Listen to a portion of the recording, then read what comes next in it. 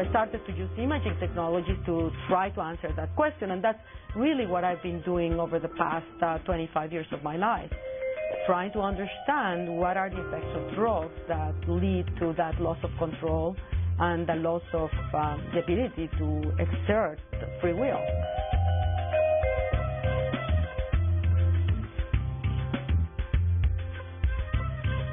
She grew up in the house in Mexico where her great-grandfather was assassinated. Dr. Nora Volkow is a direct descendant of Leon Trotsky. Since 2003, she's headed up the National Institute on Drug Abuse in the United States, doing groundbreaking work on the connection between the human brain and addictions. We met with this extraordinary scientist in her office in Bethesda, Maryland. Dr. Volkow, in every piece that I have read about you, there is always the reference, and I guess this is a journalistic tip, but because of your work on the brain and addictions, invariably, inevitably, you're asked about your own addictions. And two things always come up. It's running and dark chocolate. And I thought, well, it's a nice little trope, you know, they toss it into every... Until we walked into your office and I noticed this big bar of dark chocolate sitting on a table over there. There are two bars. There's 2 bars, okay. So it is true. You do have your own addictions. They're missing the most important addiction of all of them. Which the third addiction, data. I'm addicted to data. Are you? Oh, I love data. Yeah. It's showing me something about the nature of the world we live in, and it's the challenge to try to understand it. Yeah. So I'm much more addicted to data than to chocolate.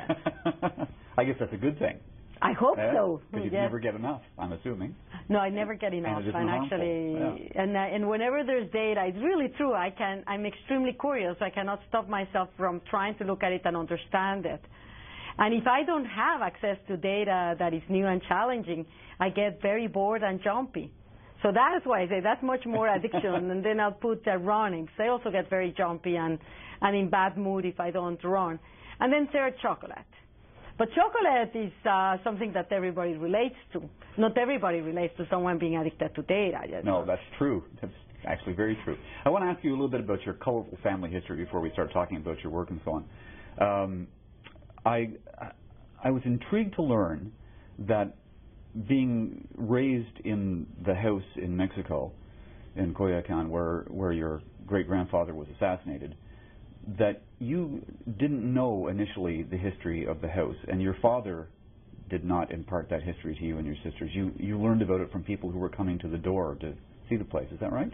Well, I knew the history. I didn't know it from my father. My father never spoke to us as a father to their daughters about what had happened, but from the moment I can recall, we were living with the second wife of Trotsky, Natalia, and we knew who she was. We knew that Trotsky had been assassinated. We knew about the Russian Revolution. We knew about history. What we never knew was what it meant for my father to have lived through those periods, what happened to her mother, what happened to her sister, why did he end up living it with Trotsky, what was his impression when he saw Trotsky had been hit in Mexico. That element of the personal experience was something my father never spoke to us about. He was very young when he was 13, wasn't he? He was 13, yeah. And he also was very careful not to discuss politics with us really in an open way as to inspire us to go into political sciences or into a political career. I think he was very scared that any one of us will decide as a professional life to be a politician. I think he felt that his family had already paid too high of a price for that. That's interesting. Yeah, so that makes perfect sense. I can understand his fear of that. Now, I also read something very interesting about these people that would come to the... Well, how frequently would people come and knock on the door and just say, we want to see the place? I mean, it's a museum now, but then it was a home. Yeah, but we would have at least 1 or 2 visitors per weekend, at least. So how many we would get was very variable, but it was over a weekend you could be certain that there would be someone coming and wanting to see the house. During the week it was rarer, but on the weekends there were certainly at least 1 or 2 on a given weekend. There was one story that I read about you. I understand that you were, and probably still are, a voracious reader, and that you were reading 100 Years of Solitude at one point and got into a discussion with some South American visitors. Can you tell me that story? Because I think that's amazing. Very, very funny story because I love Garcia Marquez. And, you know, in my life I go through periods where I get obsessed by one writer and I read everything that writer has done. That was my period with Garcia Marquez. So I was reading everything I could get my hands on, and so there came this visitor, and he saw me reading the book, and so he asked me what I thought about him, and I said, I think it's fantastic. And that was the end of the story, and then 1 week later my father comes to me and says, you know, I heard that Garcia Marquez had been here, and he asked you if you liked his books, and you answered yes, but he never told me that he was Garcia Marquez, which was terribly frustrating for me because it would have been the opportunity for me to ask him specific questions about his characters, and I never again had the chance to meet with him. And there are many questions I would like to ask him. Absolutely. Because he's a fantastic writer. You have said that as a child you really didn't want to go anywhere near that room where your great-grandfather had been killed. Is that right? You were wary of it? I was very wary of it, and I didn't want to go in there when it was dark or by myself. Mm-hmm. However, when it was with the doors open, the windows open, and I was with one of my sisters, I spent hours and hours reading the books, reading the newspapers. I spent hours in that house. It was a fascinating house, full of history. I mean, you had all of these books and all of these newspapers of that period. And actually later on, when I went into high school, and then when I went, basically, and I would go into that house to study. So I spent many, many hours just studying for my courses. Is that right? When did you leave that house? What age were you when you left that house? I left that house when I was 18, and it's exactly in that transition when I finished high school and I went into medical school. So the first year of medical school, I had already moved out of that house. Right. My understanding is that in 1981, I believe it was, you had an epiphany, I guess, would be the best word for it. You read an article in Scientific American about something called, and if you correct me if I'm wrong here, a proton emission tomography scanner. Positron. Positron. Emission tomography. It's not so far away. Okay, all right. But you read an article about this device, and that you've said that changed your life. How so? Well, I had been a medical student, and to me the most fascinating organ in our body by far is the brain. The complexity of the brain is, we cannot even approach to understand how it works. And to me, I was fascinated, therefore, by psychiatric and neurological patients because they provided a window into what happens when something is not working properly. So why is it that someone has hallucinations? Or why is it someone develops a delusional thinking? But all of our understanding about what may be wrong in these diseases was based on two things. One of them, when the patients die, and you could do an analysis of the brain, then you can determine is there evidence that there is an insult, and then you could link that insult with a particular defect. Or with animal models where you could, for example, do certain things, certain lesions of the areas of the brain, and observe how that affected the behavior of the animal. Now, in psychiatry, this is much more complex than in neurology because neurology deals, by default, of diseases where you can identify the abnormality, Parkinson's disease, Alzheimer's, epilepsy. With schizophrenia, you cannot identify it. And if you look at the brain of a person that's schizophrenic and that of a normal person, you're not going to be able to point at an area where the lesion happens because the defect is on the way that the cells are communicating with one another. So you need to study the brain in function. And schizophrenia is a disease of the human brain. We can generate animal models, but they're very simplified. So to me, the concept of having an imaging device, think about it, that for the first time allow you to take pictures of how the human brain is working, blew my mind. Because it gives us that window, that door, that allow us to start to question the human brain in vivo, in normal people and in individuals suffering from mental illness or neurological diseases. So the first work that you did using one of these PET scanners was with schizophrenics, looking at antipsychotic drugs. Is that correct? Correct. Yeah. And that indeed has been one of the areas in psychiatry that has always intrigued me the most.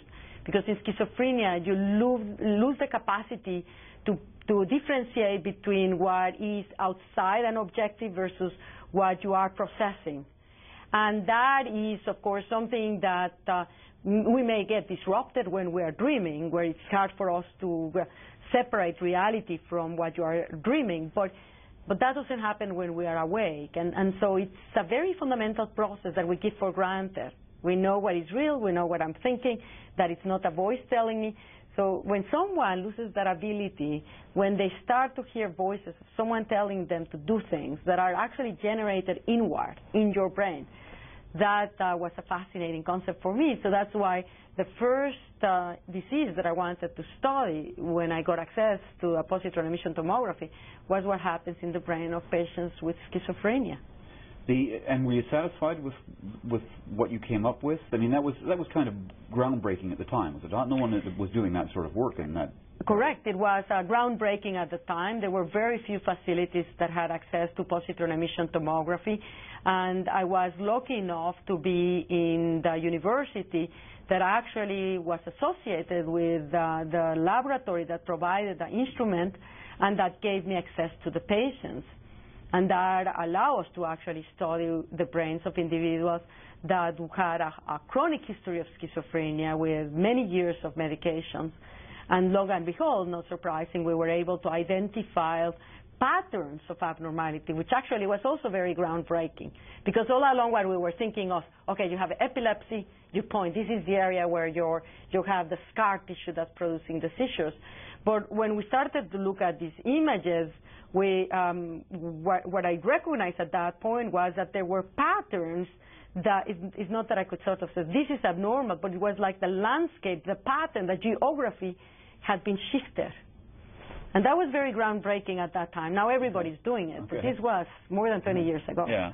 So you go from there to the University of Texas in Houston. Correct. And you start, I don't know, maybe there weren't enough schizophrenics in Texas, I don't know, but you start then looking at cocaine addicts. Correct. Of which I gather there were plenty. But what was the nature of the work you were doing on that? Well, I went to Texas, and 1% of the population suffers from schizophrenia. So in my brain, it never occurred that it would not be able to get volunteers for studies on schizophrenia. But I got there, and they didn't have them, and it had to do with the fact that I was predominantly working in a private hospital that did not admit many patients with schizophrenia. And so, on the other hand, I started to see patients being admitted with severe problems with cocaine addiction. And one of the things that I had plenty experience of was psychosis that is induced by stimulant drugs like amphetamine and also cocaine. So I said, okay, if I cannot study psychosis associated with schizophrenia, how about studying psychosis associated with the use of these stimulant drugs, which I have here. Right. So I'm very adaptable to the environment. And I started to do imaging studies in people that were taking high doses of cocaine, and again, with the idea of emulating the psychotic process. But what was very remarkable, first of all, I'm looking at this data, and I couldn't believe what I was seeing, because what I was seeing was that the brain of these patients with cocaine abuse had what appeared to be strokes in their brain, areas where there was no delivery of flow. So if you have a stroke, you would do a brain image, and it would look somewhat what I was observing. And this was very disconcerting, because at that time everybody was thinking cocaine is a very safe drug, it doesn't have any toxicity, and yet the data showed otherwise. And I remember, so I started to read and come to realize that people have identified amphetamine, which is another stimulant drug, with this damaging effect to the blood vessels, all the tissues. So stimulant drugs vasoconstrict, they decrease the diameter of blood vessels, and in so doing can actually produce a stroke, because there's not sufficient flow to the tissue, and depending on how severe it is, you either have a full-blown stroke or you just have decrease in function. And so the data was there, but nobody had pieced it together. So what the data on the brain images forced me to do was to recognize that cocaine had toxic effect to the blood vessels of our brains. Very difficult for me to get that published. I submitted a grant to the institute that I now direct, and the answer was, there's no evidence whatsoever that cocaine is toxic. And I still have what we call pink sheets, which is the reviewers' comments, and I was so angry for many years that I said, I'm going to frame them. But now that I'm director of the institute, I'm not doing that. They could be hanging on your wall right here. No, I'm not doing that, but it did serve me as a lesson to teach, I say, young investigators. I tell them this story because I said, many times if you come up with a discovery that it's ahead of its time, it's not going to be accepted. And it's really, you have to persevere. It's by the nature of things. You think that science would be open, but the reality, science is also a culture. So if something has been embraced as true, as is the case, for example, cocaine was not believed to be addictive. Cocaine is not addictive, and cocaine is a safe drug. Then one study is not going to change the culture. And what changed the culture actually was there were two cases of very prominent sports men, young men, that died from taking cocaine. And that alerted immediately, this happened in the 80s. Lynn Bias was one of them, that cocaine was not a safe drug. Now, you sort of said, we should have known better. Because if you look at history, because that's the other thing, we forget about history. We give our back to history. At the beginning of the last century, in the 1910, 1905, cocaine was legal. Yeah. And you recall the story, Freud thought it was a very therapeutically beneficial drug until he himself became addicted. And that's when he realized that it was a potentially highly addictive drug. In the United States, it was legal, so it was widely used until the medical community started to realize that it was associated with very severe adverse effects. And that led, in 1914, to make it illegal. So if we had read what had happened in the last century, we would have been better prepared at the late 70s, beginning of 80s, to recognize that that epidemic that we were having of cocaine was going to have very adverse consequences, as opposed to having become complacent and address, no, it's a benign drug. Right. So then that shifted the culture, and then, yes, I got my paper published, and then, yes, I started to get my grants funded. But it was not immediate, and that's why I say when you come up with information that's before its time, you get very impatient. There's always resistance to that, though. There's always resistance. As I said, people, I mean, look at this. It's obvious. It's here. It's not so simple. To change a culture requires a lot of perseverance. Yeah.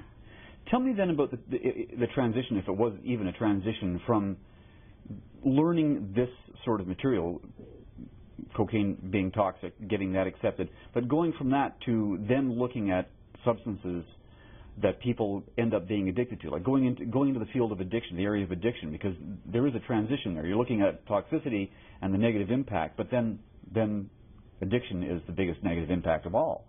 Yeah, no, and to my brain, the most interesting one. So to me, it's important to understand toxicity, because then if you understand it, you can try to remediate it. And it's important clinically to remediate adverse toxic effects of the drug. That's one side.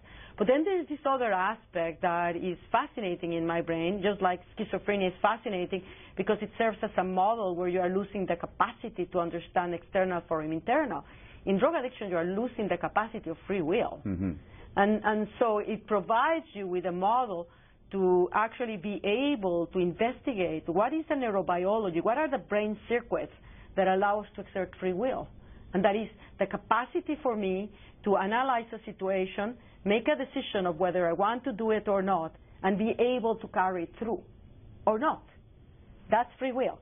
But when that neurobiological substrate that allows you to do that is damaged, you may come to a conclusion, but you may not be able to carry it through. And that's exactly what drug addiction is. I mean, most people that are addicted, they don't want to be addicted. I mean, no one chooses to be in a situation where they make a decision to do something and they cannot carry it through. It can be very, very devastating. And so, not surprisingly, addiction has a high risk of suicide, because you have individuals that feel cornered by their own selves. They are slaves to a drug that's perpetuating a behavior that makes no sense, that is destroying them. So, but that is the essence, the inability to carry on a desire of stopping to do something. And that is what's so fascinating, and that's what drove me. So now I got caught up immediately and says, well, we're seeing this toxicity, But that's different, really, from addiction per se. And so I started to use imaging technologies to try to answer that question, and that's really what I've been doing over the past 25 years of my life, trying to understand what are the effects of drugs that lead to that loss of control and the loss of the ability to exert free will. It's interesting that you talk about the idea that people, and again, there are scientific and medical reasons that you've discovered for this, but at a certain point, I've known over the course of my life people who have been addicted to various drugs. And I can think of one person telling me once a very long time ago, he talked about, and this happened to be heroin, he talked about why he was using it, because I was curious. He talked about the rush that he got using it. And then he talked about how over a certain period of time, it was no longer a rush. He was literally just taking it, he said, to feel normal. It was as if he was saying, it started out being a great thing and making me feel great. Now I'm just taking it so that I don't get sick. And that tends to, my sense is that's the progression in a lot of drug addictions, is it not? It's a very, very common situation, and many, many patients will tell you this once they've been on the drug for a long period of time and say, I just quote them and say, Doc, I don't even know why I take this drug. It's not even pleasurable, but I just cannot stop it. And so you have those that say, I cannot stop it, those that say, I take it because I just want to feel normal, because I feel so awful when I'm not on the drug. And then there are those that tell you, well, I just like the way it's a great sensation. So you have all of this perspective, but these responses are very much a function, too, of what stage in the disease process that they are. So if you're dealing with a younger addict, you're much more likely to get that response, well, I love the way that this drug makes me feel. Mm-hmm. And as they become older and more chronic, then they lose the ability to perceive the pleasurable effects of the drug. But if they don't take it, then they feel miserable.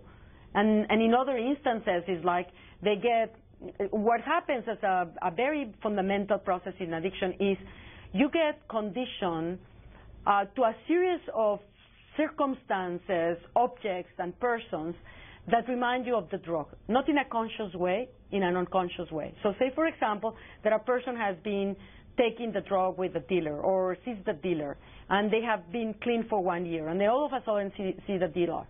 Their brain automatically, and this is a physiologically normal response, will liberate dopamine when they see the dealer, and that liberation will motivate them to want to take the drug. And this is extraordinary intense desire, and this leads them to relapse. So it's a memory. You know, it's funny, as you were saying that, I just, speaking of memories, one just popped into my head from an interview that we did about 1.5 years ago with a Canadian prize fighter named George Duvallo. He lost his sons because of drug addiction. But in the middle of that interview, and it's funny, this popped into my head as you were saying this, he talked about the police telling him that his sons, when they met after they had robbed the drugstore to get money to meet their dealer, when they met the dealer and the dealer pulled out the drugs, they defecated in their clothing. And he said he could not imagine what feeling in the world it had to be to make that happen, just seeing the drug. And in a way, you're talking about something very similar. Exactly the same thing. That's how powerfully conditioning is. And as a medical student, I remember my mentor, Julian Villarreal, who had trained at Michigan with monkeys, non-human primates, and he would tell me he was the one that would give them the injections of drugs every day of the week. And on weekends, he would take care of them and bring them water. And the animals, when they would see him on the weekend, they actually would go through all of the physiological responses as if they had been given the morphine, because they were so conditioned that the sight of him generated the physiological responses that the drug itself would have done. And that is what we call the power of conditioning. It's very difficult for someone that has not seen these physiological responses, either in experimental animals or in the clinic, to recognize that this is so extraordinarily powerful. We've used imaging to see what happens in the brain of people when they are exposed to this conditioned stimuli. And we've done it, for example, for cocaine abusers. So cocaine, like all of the drugs, increases dopamine in the brain. And when we put a person that's addicted to cocaine with a cue, with a conditioned cue, something that they associate with the drug, and we image them, dopamine goes up in their brain, as if they were taking cocaine. It goes up in their brain by itself, by the conditioned cues. And that response of the dopamine going up inside their brain leads them to this intense desire and craving for the drug. Huh. It's okay. We've got about 3 minutes left here, but I have to ask you this, because the day that we're sitting here in Bethesda, Maryland, I have this day's Washington Post. There's a story in here this morning about an ex-marketing executive for Coca-Cola who now is on a rampage against sugary drinks and the epidemic of obesity and so on. And he talks about feeling a karmic debt now to society because he was the one involved in marketing programs to get consumption of sugary pop drinks to overtake even the sale of milk and water and everything else in the entire population. As I was reading that, I was thinking about your research and thinking, well, in a sense, the advertising campaigns there are essentially providing, if they're done properly, providing those same cues that you're talking about for people who are already addicted to these things. Is that absolutely correct? And the same thing with tobacco and the same thing with alcohol. Why do you think that they are actually associating the cigarette smoker with the Marlboro man? They were playing with conditioning. You actually want to identify with that person, and that conditioning response, if you can actually generalize it, is going to make you want and desire to take the cigarette just by the mere wanting to be like that person. So the companies, marketing companies, are extremely aware of the importance of conditioning. And we get conditioned very dramatically. And for example, I say this, I'm not addicted to any of the drugs, but I like to put the examples on chocolates. And I go and I buy a book. And when I go to pay for the book, I see all of the Godiva chocolates in front of me, to which I'm conditioned by the colors. It's not that I'm tasting them. I'm conditioned to the sight and can predict how they taste. And immediately I start to salivate. I salivate. I want them. And I buy them. So that's a conditioned response. Yeah. I'm not hungry. I'm not thinking that I want a chocolate. And I eat it. So that's when you do marketing, you can actually, what you want to do is to condition your product to a series of objects that are desirable, so that when the person sees those objects, immediately they desire your product. It's a very basic, elemental strategy of advertisement. Yeah. Except that up to now, I've always thought that it was, as a book from back in the 80s was titled The Power of Persuasion. But what you're saying, essentially, is it's more than the power of persuasion. It's the power of biology. Yeah. Well, whatever we do with persuasion has to do with biology, because we have to target mechanisms that are there for us to do things. This is the whole conditioning response is very, very powerful with food, and we can always relate, but it's much more than food. But food, it is there in food in order to increase the likelihood that when we have tasted something that is good in a given environment, we will be able to recognize in that environment that we can get food from it. So evolutionary, these are extremely intelligent programs. But in our societies, when used out just for manipulation purposes, they can be very devastating. And obviously, the food companies, like any of the other ones, use them to engage us in strategies for you to desire them. And you can get conditioned to colors. I mean, Jell-O and the McDonald's, right? I mean, you do. You can get conditioned to words. You can get conditioned to music. And all of those things can make you lead to want to take that particular object. We have run short of time. I could talk to you for hours. This is riveting stuff. And I really appreciate you squeezing us in, because I know that you're very busy now that you're running this very large organization. And I appreciate this. Thank you very much. No, you're very welcome. Very nice to meet you. Thank you. Same to you all. Have a good trip back. Thank you.